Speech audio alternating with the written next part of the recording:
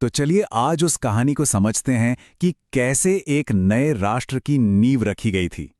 ये कहानी है उन चंद लोगों की जिनके कंधों पर एक बहुत बड़ी जिम्मेदारी थी, एक विशाल और कह सकते हैं विविधताओं से भरे देश के लिए एक ऐसा दस्तावेज तैयार करना जो आने वाली न जाने कितनी पीढ़ियों का मार्गदर्शन करने वाला था। कभी सोचा है कि लाखों करोड़ों लोगों के देश के लिए एक रूल बुक, एक नियम पुस्तिका कैसे लिखी जाती होगी, और वो भी तब जब शुरुआत बिल्कुल एक कोरे कागज से करनी हो। सच में यही वो बहुत बड़ी चुनौती थी जो भारत के संविधान बनाने वालों के सामने खड़ी थी। तो चलिए इस सफर में थोड़ा और गहराई में उतरते हैं। हमारा पहला पड़ाव है एक महान कार्य। यहां हम उस दौर को समझने की कोशिश करेंगे जब इस असाधारण काम की नींव रखी जा रही थी। साल था 1947। एक नए देश ने जन्म लिया था। अब सोचिए, सैकड़ों रियासतें, अलग अलग संस्कृतियां, अनगिनत भाषाएं, इन सबको एक साथ एक धागे में पिरोने के लिए एक यूनिफाइड ब्लूप्रिंट, एक रोड मैप की सख्त जरूरत थी। और भविष्य का यही खाका तैयार करना, असल में यही तो सबसे बड़ी चुनौती थी। तो सवाल ये उठता है कि इतनी बड़ी चुनौती का सामना किया कैसे गया? इसका जवाब छिपा था एक खास समिति के गठन में। और इस समिति की कमान एक ऐसे व्यक्ति के हाथ में थी जिन्हें आज हम सब चीफ आर्किटेक्ट के तौर पे जानते हैं। तारीख थी 29 अगस्त 1947। इसी दिन बनी मसविदा समिति, जिसे हम ड्राफ्टिंग कमेटी के नाम से जानते हैं। इसका मिशन एकदम साफ था, एक ही लक्ष्य था, भारत के संविधान का ड्राफ्ट तैयार करना। और इस कमेटी को लीड कौन कर रहा था? इसके अध्यक्ष थे डॉक्टर B.R. अम्बेडकर। देखिए, उन्हें भारतीय संविधान का प्रधान वास्तुकार कहना कोई बड़ी बात नहीं है, ये बिल्कुल सच है, क्योंकि उनकी जो दूरदृष्टि थी, जो कानूनी समझ थी, उसी ने इस पूरे दस्तावेज को एक शक्ल दी, एक आकार दिया। लेकिन हाँ, डॉक्टर अंबेडकर ये सब अकेले नहीं कर रहे थे। उनके साथ ही एक से बढ़कर एक विशेषज्ञों की टीम, एक ऐसी टीम जिसमें हर सदस्य ने इस ऐतिहासिक काम में अपनी खास महारत का योगदान दिया। तो इस कमेटी में शुरू में 7 सदस्य थे। डॉक्टर अंबेडकर तो थे ही, उनके अलावा थे N. गोपाल स्वामी अयंगर, अल्लादी कृष्णा स्वामी अय्यर, K.M. मुंशी, सैयद मोहम्मद सादुल्ला, B.L. मित्तर और D.P. खैतान। यकीन मानिए, इनमें से हर एक नाम अपने आप में एक संस्था था। जैसे N. गोपाल स्वामी अयंगर को ले लीजिए, उन्हें एडमिनिस्ट्रेशन का, मतलब प्रशासन का बहुत गहरा अनुभव था।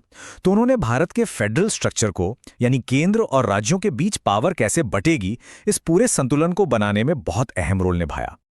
फिर थे अल्लादी कृष्णा स्वामी अय्यर, जो उस दौर के एक बहुत ही माने हुए कानूनी विद्वान थे।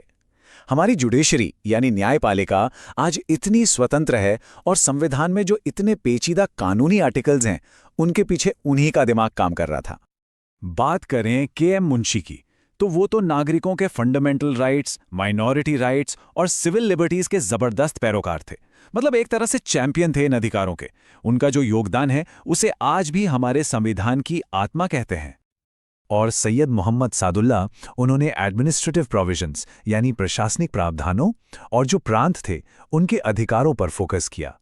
उनके काम से ये पक्का हुआ कि सेंटर तो मजबूत हो, लेकिन साथ ही साथ राज्यों की अपनी पहचान, अपनी स्वायत्तता भी बनी रहे। पर देखिए, ये सफर इतना आसान भी नहीं था। टीम में कुछ बदलाव भी हुए। B.L. मित्तर ने अपनी सेहत की वजह से इस्तीफा दे दिया, तो उनकी जगह N. माधवराव आए।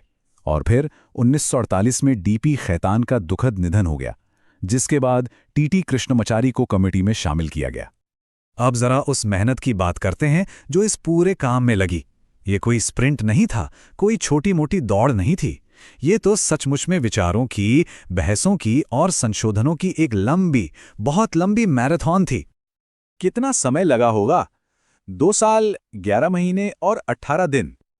जी हाँ, इतना लंबा वक्त लगा देश के इस सबसे अहम दस्तावेज पर बहस करने, उसे लिखने और फिर उसके हर एक पहलू को तराशने में। इससे अंदाजा लगाया जा सकता है कि एक एक शब्द पर कितनी गहराई से सोचा विचारा गया होगा। अच्छा, अब एक और नंबर, 7,600 से भी ज्यादा। ये क्या था? ये थे वो संशोधन यानी अमेंडमेंट्स जो प्रस्तावित किए गए। और कमाल की बात यह है कि कमिटी ने हर एक पर विचार किया, उस पर बहस की और तब जाकर कोई फैसला लिया। ये नंबर ही अपने आप में बताता है कि ये पूरी प्रक्रिया कितनी डेमोक्रेटिक और कितनी समावेशी थी। और फिर इस जबरदस्त मेहनत और गहन सोच विचार के बाद वो ऐतिहासिक पल आया जब एक संविधान ने जन्म लिया। ये सफर जो 29 अगस्त 1947 को कमेटी के बनने से शुरू हुआ था, वो जाके खत्म हुआ 26 नवंबर 1949 को। यही वो दिन था जब संविधान के फाइनल ड्राफ्ट को अपना लिया गया, और इसी दिन को आज हम सब भारत में संविधान दिवस के तौर पर बड़े गर्व से मनाते हैं। और नतीजा क्या निकला? नतीजा था दुनिया का सबसे लंबा लिखा हुआ संविधान, एक ऐसा दस्तावेज जो भारत की उस बेमिसाल विविधता को अपने अंदर समेटता है और एक मॉडर्न प्रोग्रेसिव देश बनने की हमारी उम्मीदों को दिखाता है। लेकिन आखिर में एक सवाल तो मन में आता ही है कि कागज पर लिखे एक दस्तावेज की असली विरासत आखिर होती क्या है? शायद इसका जवाब उन करोड़ों लोगों की जिंदगी में छिपा है जिन्हें ये संविधान अधिकार, न्याय और बराबरी का एक अटूट भरोसा देता है।